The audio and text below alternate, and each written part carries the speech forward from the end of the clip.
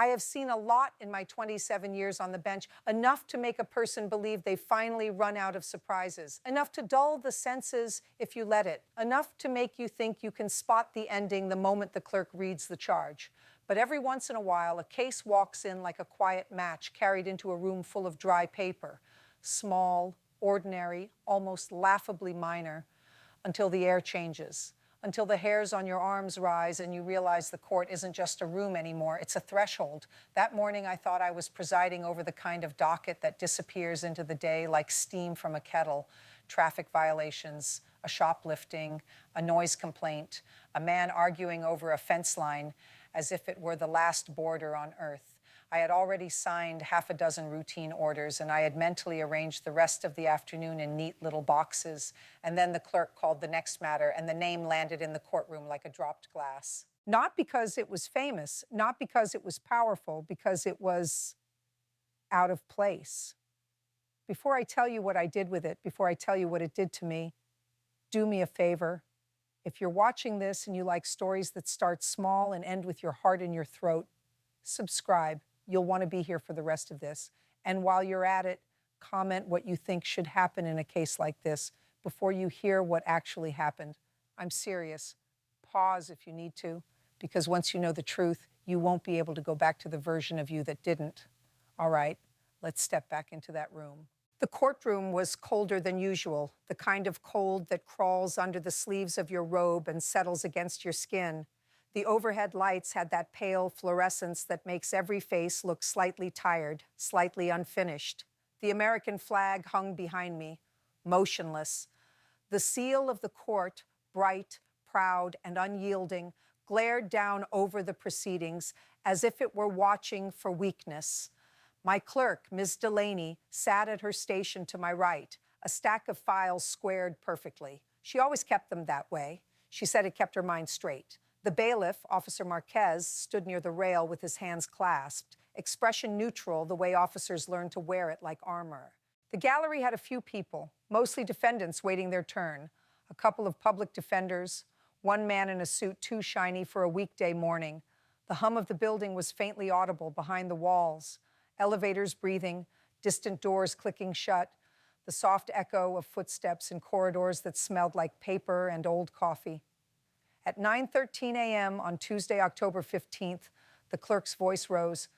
Case number 19, CR 4472, State versus, and then she glanced down, brow knitting for the smallest moment.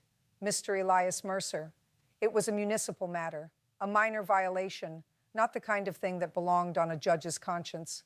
The charge was listed as failure to comply with City Ordinance 1214B, specifically improper disposal of waste materials. In plain language, leaving a bag of trash outside a designated collection area. A $75 fine may be a warning, and everyone goes back to their lives. But the defendant's date of birth was printed on my sheet, 92 years old. 92, not a typo, not a data entry mistake. I looked twice, then I looked up. He was already walking to the defense table with the slow, deliberate caution of someone who knows exactly what a fall costs at his age. His shoes were worn at the edges but polished, as if he still believed in showing respect to places that might not always show it back. He wore a wool coat too big for him. Perhaps it had belonged to someone else at one point, and a hat he removed with careful hands, holding it at his chest as if he were in church. His suit was dark, older than fashion, tailored long ago to a body that had since surrendered weight to time. His tie was tied neatly but slightly off-center, the knot just a hair too low. A small tremor visited his fingers when he set his hat down. He did it anyway, steadying himself with a dignity that made my throat tighten before I understood why. He did not look confused. He did not look defiant. He looked tired. Not tired like someone bored by bureaucracy, tired like someone who has carried something heavy for so long he no longer remembers what it feels like to set it down. His eyes lifted toward the bench only once. When they did, they weren't pleading. They weren't angry. They were watchful, almost gentle, as if he were measuring me not as an authority, but as a human being, checking whether the person behind the robe might still be reachable. The prosecutor, a young assistant district attorney named Klein, stood and adjusted his glasses. He had the look of someone who had never lost sleep over an ordinance violation in his life. Your Honor, he began, this is a straightforward municipal matter. On October 3rd, at approximately 6:42 p.m., Mr. Mercer was observed leaving a bag of refuse outside the designated collection area behind the Jefferson Street Community Health Clinic. The sanitation code requires disposal inside secured bins. The bag was torn by animals. Debris was scattered. It created a public nuisance. The city is seeking the standard fine and court costs. I heard the words, but my eyes were on Mr. Mercer, 92 years old, behind a clinic, 6:42 in the evening. It was the time and place that prickled something in me. Ordinary cases have ordinary details. This had details that leaned toward a story. Mr. Mercer's public defender, Ms. Rios, rose. She was skilled, compassionate, and perpetually underpaid. Your Honor, she said, Mr. Mercer intends to plead no contest. He understands the ordinance. He apologizes. He is on a fixed income and would ask the court for leniency on fines. Mr. Mercer's mouth opened slightly as if he wanted to add something. He didn't. He just swallowed, his Adam's apple moving like a small wave under skin thinned by years. I could have ended it there. I could have imposed a reduced fine and called the next case. I've done that 1,000 times. But then I noticed something on his lapel, a pin. Not decorative, not political, not a sports team, a small enamel pin, a white circle with a red drop in the center, a blood donor pin. And it wasn't new. The edges were dulled. The metal was scuffed like it had been worn through long miles. My gaze shifted, without meaning to his left wrist, a hospital bracelet mark. Faint, but there. The kind you see when someone has had one on for weeks, then removed it, and the skin remembers. And then, as I leaned forward, I saw the paper he clutched in his hands. It was folded and refolded so many times the creases had become seams. A letter, maybe, or a bill, or something else entirely. He held it as though it were the only thing keeping him upright. Mr. Mercer, I said, my voice calm, controlled, the practiced tone of the bench. Please step forward.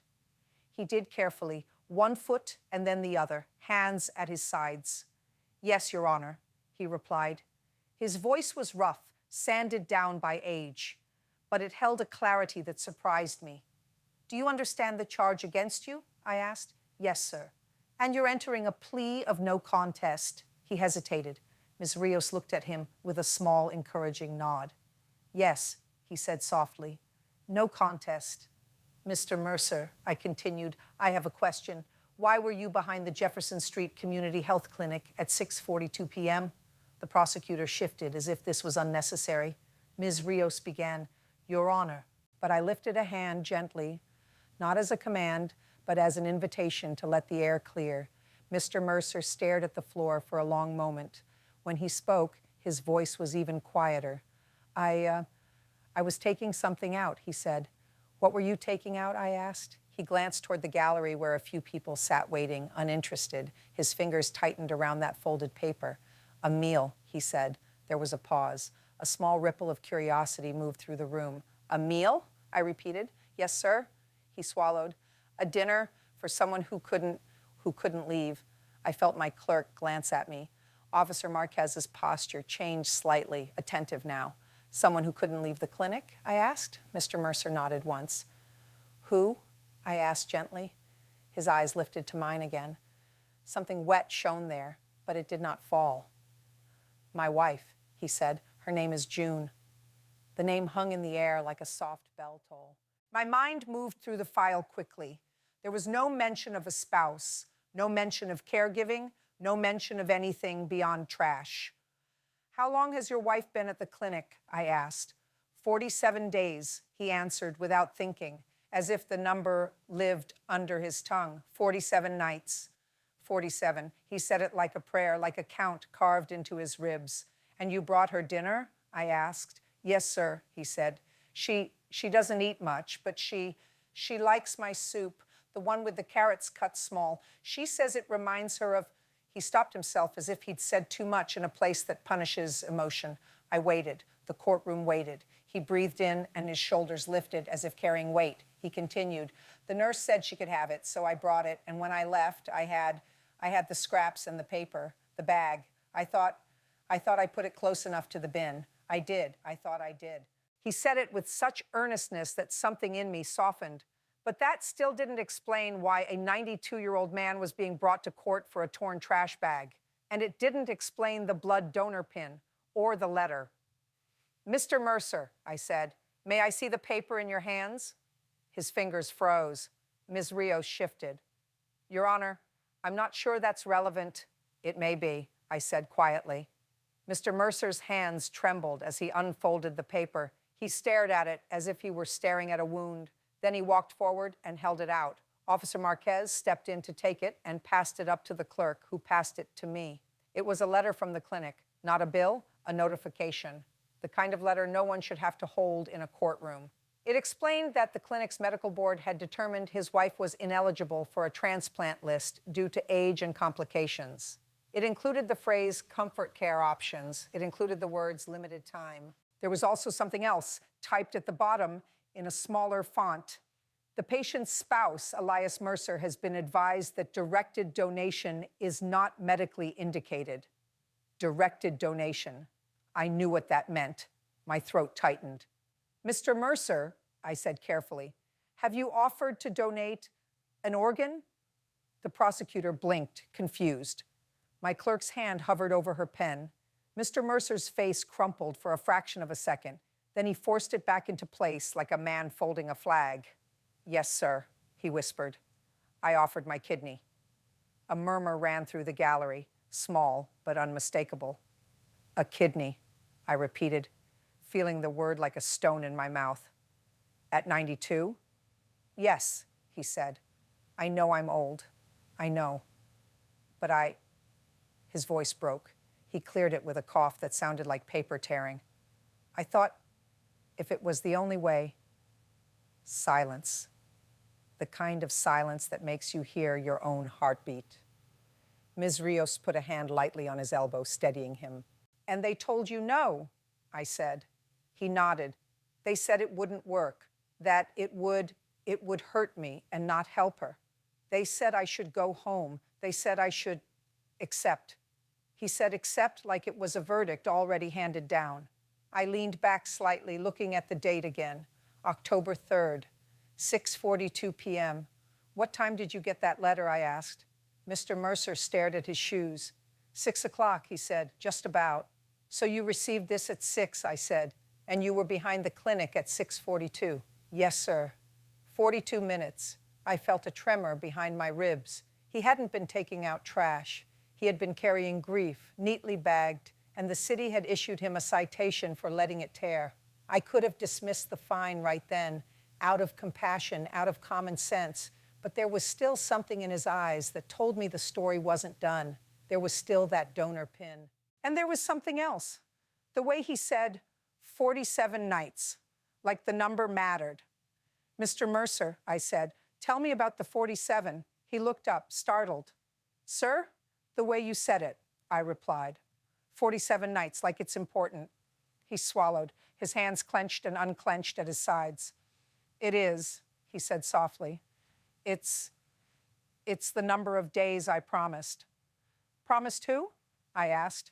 He didn't answer immediately. His gaze slid past me, past the seal of the court, past the walls, as if he were looking through time. Then he said, "I promised her a long time ago. A long time ago." That phrase, those 4 words, opened a door in my mind. Not because I knew him, not because I knew his wife, but because I have lived long enough to know that a long time ago is where the real trials begin, the ones that never appear on a docket.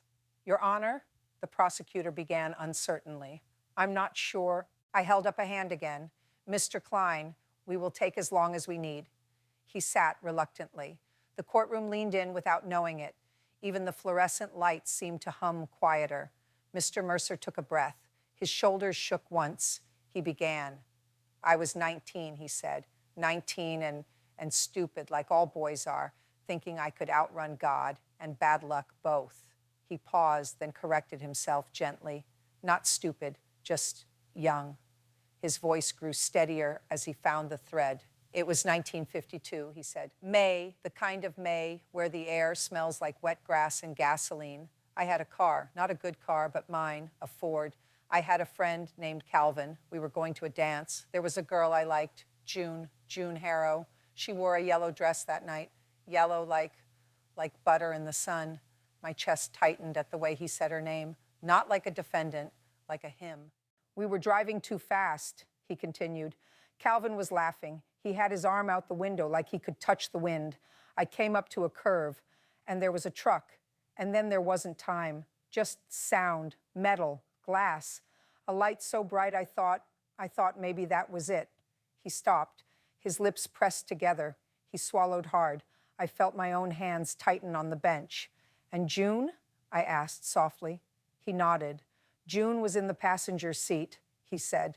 She wasn't supposed to be. Her father didn't like me. She snuck out. She climbed in and said, Elias, I want to see the world outside my porch. His eyes shone now. He blinked, and one tear finally escaped, tracing the line of his cheek like a confession. And when we hit, he whispered, she took it. She took the worst of it. Ms. Delaney's hand covered her mouth. Officer Marquez's jaw flexed, his eyes fixed on the floor as if he were trying not to feel. Mr. Mercer, I said, voice strained, what happened? He looked at me, and the years between us dissolved. I woke up, he said. I woke up in a hospital with a bandage on my head and a doctor telling me I was lucky. Lucky. That word, I wanted to choke on it. Calvin had a broken arm. He was making jokes. And June, he shook his head slowly. June wasn't joking. He reached into his coat pocket, and Ms. Rios moved to stop him, then paused when she saw the tremble of his hand. He pulled out something small, a photograph, black and white, faded, two young faces, a boy with hair too neatly combed, a girl in a dress that could only be described as yellow by memory now. He held it up like evidence. She was in the hospital, he said, for 47 days, 47 nights. She didn't talk at first. She couldn't. Tubes, wires, machines that breathed like monsters. I sat by her bed every day. I told her stories about the world outside her porch. I told her about the ocean, though I'd never seen it. I told her about mountains. I told her about city lights. I told her everything, because I thought if I filled the room with words, death wouldn't have space to sit down. The courtroom was silent, suspended. And one night, he said, she opened her eyes, just a little, and she looked at me like she recognized me from far away, and she whispered, Elias? His voice cracked on the name as if it still hurt to hear it. I said, I'm here, June, I'm here, I'm sorry, I'm so sorry. And she moved her fingers like she was reaching. I took her hand. It was so small, and she said, don't leave. He paused. The air felt too thin. I leaned forward. And what did you say? I asked. He stared at the photograph. I said, I won't. His throat worked. I said, I'll stay 47 days if that's what it takes. I'll stay 47 years if that's what you need.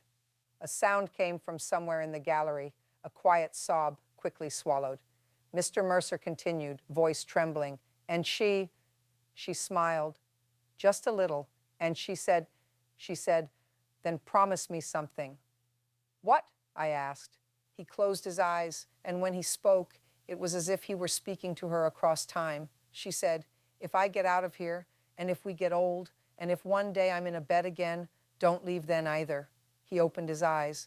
They were wet, bright, alive with pain. So I promised, he said, 47 days then, 47 nights now, I promised, and I keep my promises. Something in me broke, quiet and clean, because in that moment I understood the number. 47 wasn't just time, it was a vow. And he was living inside it. I heard myself speak before I fully planned it. Mr. Mercer, I said gently, would you like to sit? He shook his head. No, sir, if I sit, I might not get back up. A soft, helpless laugh trembled in his voice, then died. Tell me about October 3rd, I said. Tell me what happened behind the clinic. He nodded, collecting himself like a man gathering spilled coins. I brought her soup, he said. The nurse, Angela, she's kind. She let me sit with her after visiting hours because June gets scared when the lights go down. She thinks she's back in that old hospital. She thinks she's 19 again. She calls for her mother sometimes. And I tell her it's okay. I tell her she's safe. I tell her I'm right there. He looked down at his hands. They shook. And then they gave me that letter, he continued. That letter that says I can't help her, that my body, my old, worn-out body, can't do the one thing I want it to do. His voice grew sharper, not angry at us, but at fate. I walked out behind the building because I didn't want her to see my face, he said. I didn't want her to see that I was failing her. A man who had sat 47 days in 1952 and 47 nights in 2019, calling himself a failure. He swallowed hard. I had the soup container, the napkins, the little paper cup. I put it in a bag. I saw the bin. I thought I was close enough. I didn't notice the lid was stuck. My fingers aren't strong anymore. I couldn't lift it. I didn't want to leave it open. Animals get in. So I tied the bag tight, set it beside it, and I said, I'm sorry, like the trash could hear me. His shoulders collapsed inward. And then I sat on the curb, he said, and I cried like a child. I haven't cried like that since 1952. I'm not proud of it. Ms. Delaney's eyes were wet now. She didn't wipe them. She just let them be. And then the officer came, Mr. Mercer said. He wasn't mean. He was doing his job. He said, sir, you can't leave that there. And I said, I know. He said, animals will tear it. And I said, I know. He asked for my ID. I gave it. He looked at it, and he looked at me like he didn't know what to do with me. Officer Marquez shifted again, his expression tightening. He had seen that look. And he wrote the ticket, Mr. Mercer said, and I thanked him. The prosecutor's face had gone pale. He stared at the file as if it had changed shape. I looked down at the citation itself, the neat handwriting, the ordinance number, the fine amount, $75. 75. A number that meant nothing to the city. A number that could mean groceries for a week to a man on a fixed income. But numbers mattered in this story. They were symbols, whether the court recognized them or not. Mr. Mercer, I asked softly, why do you wear the donor pin? His fingers touched it unconsciously, like touching a wound under clothing. He hesitated, then said, because I've given for a long time. How long? I asked. He smiled faintly. Since the war, he said. The word war rolled through the courtroom like distant thunder. What war? I asked. He glanced up. Korea, he said. I was 19, same year as the crash. They drafted me right after June got out of the hospital. My stomach tightened. The twist was unfolding, slow and inevitable. He continued, I went because I had to, but also because I thought maybe if I served, it would make up for what I did, what I caused. The courtroom breathed with him. And in Korea, he said, I saw boys bleed out in snow, boys who still had acne, boys who still had their mothers' voices in their pockets. And I couldn't stand it. I couldn't stand that there wasn't enough, not enough blood, not enough hands, not enough time. He paused, swallowing. So after I came home, he said, I started donating every chance I could, not because I'm brave, because I wanted to pay a debt. A debt to whom? I asked. He looked at me, and his eyes sharpened with something like truth. To June, he said, to Calvan, to the boys who didn't come home, to the 19-year-old me who thought speed was freedom. He touched the pin again. That pin, he said, they gave it to me after my 70th donation. 70. I felt my breath catch. That number was heavy, symbolic, the kind of number that becomes a life. 70 donations, I echoed.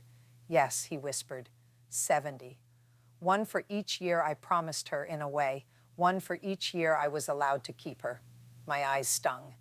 And then, without warning, the big twist arrived, not with a dramatic flourish, but with a simple sentence. He said, and the last time I donated, they told me my blood saved a little boy named Jonah.